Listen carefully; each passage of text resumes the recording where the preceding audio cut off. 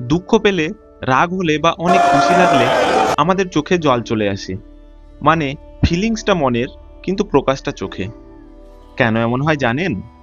আমাদের চোখে আসলে 3 রকমের টিয়ার্স হয়: বেজাল টিয়ার্স, রিফ্লেক্স টিয়ার্স এবং ইমোশনাল টিয়ার্স।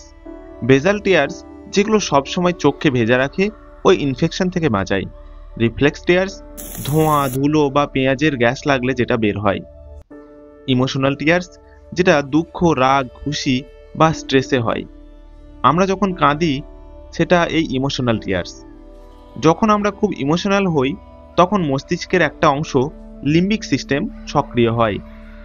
আর এটা সিগন্যাল পাঠায় ল্যাক্রিমাল গ্ল্যান্ডে, যেটা চোখের পাশে থাকে।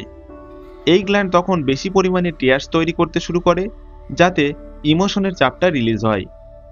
ইমোশনাল টিয়ার্সের মধ্যে থাকে স্ট্রেস হরমোন আর কিছু টক্সিন বা বিষাক্ত পদার্থ, যা কান্নার মাধ্যমে শরীর থেকে বেরিয়ে যায়।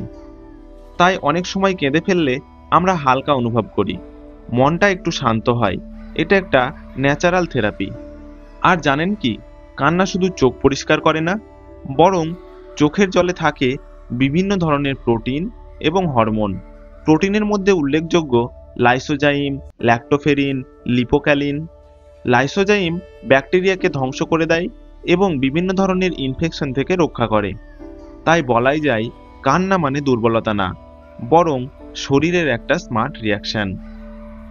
ভিডিওটি ভালো লাগলে লাইক, শেয়ার এবং সাবস্ক্রাইব করে পাশে থাকুন।